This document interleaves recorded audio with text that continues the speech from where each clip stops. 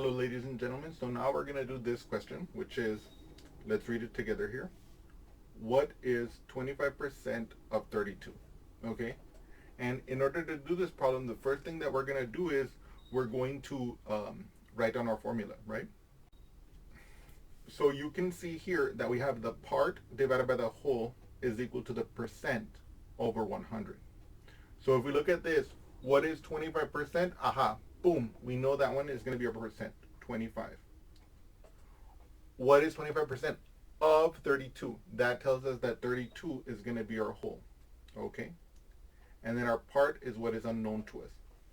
With these facts, we are now able to we are able to use our formula, right? We're able to use this formula to determine, you were able to use this formula together with these facts that we got from the problem to set up the proportion that we're going to use to solve this problem. Okay, so in other words, the part x over the whole 32 is equal to the percent, which in this case is 25, divided by 100, right? Because remember, it's part over whole equals percentage over 100. And then we remember always that if we have A over B is equal to C over D, then we know that A times D will equal to B times C. And you can see here that taking this equation, this equation together with this fact, right,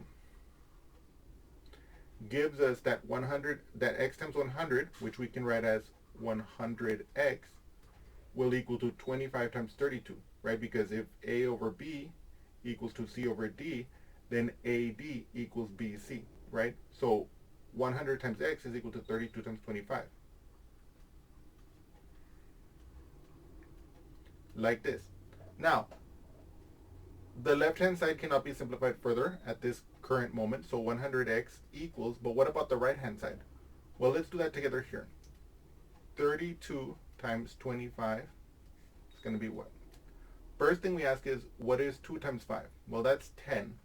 So I bring down my 0 and I carry my 1. What is 2 times 2? That's 4. Plus 1, that's going to be 5. Okay? So now, one of the things I like to do on a separate note whenever I'm showing someone a multiplication like this is to not confuse the number, like for example, the 1 here we carried. When we're going to move to this other digit, I switch colors. So 3 times 5 is 15, so I bring down the 5 here and I carry the 1 again. 3 times 2 is 6, plus 1, that's 7. And then we add, right? So you can see here 0 plus nothing, that's just 0. 5 plus 5, that's 10. I bring down the 0, carry the 1. 1 plus 7, that's 8. So I get 100x is equal to 800. Now you can see here, 100 next to the x means that it's 100 times x. So what's the opposite of multiplying by 100? Dividing by 100.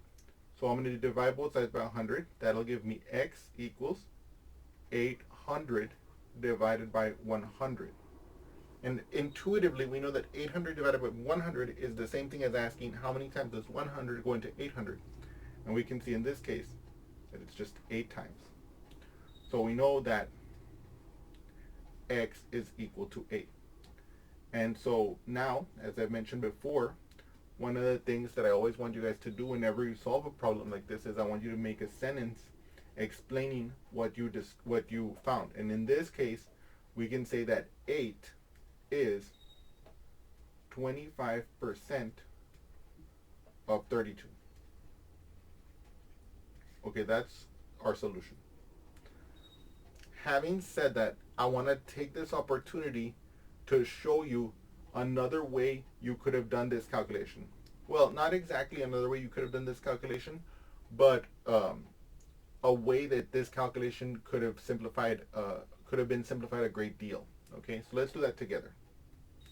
Okay, so,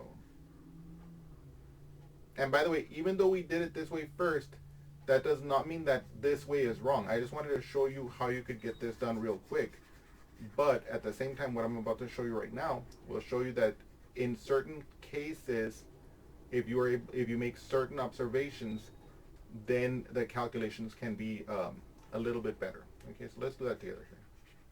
Give me 2 seconds here. Okay. So for example, here on this right hand side, I know that 25 times 4 is 100. So that means that what I can do is I can say, okay, I can divide the top and bottom of this by 25, and I get that this is 1 over 4 equals x over 32. Okay, in other words, I simplified the right hand side of the equation. I took this original equation that we had gotten from the facts of the problem, and then I simplified the right hand fraction, right? Because 25 divided by 25 is 1, and 100 divided by 25 is 4. Okay, and now I apply this rule again, right? If a over b equals c over d, then ad equals bc. So in this case, we see that a times d will be 4x. B times c will be 32 times 1, which is this 32.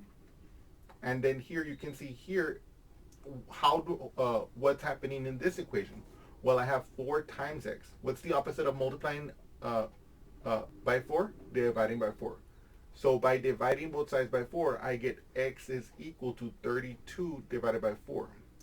And if you know your multiplication tables, then you know that this will give you 8.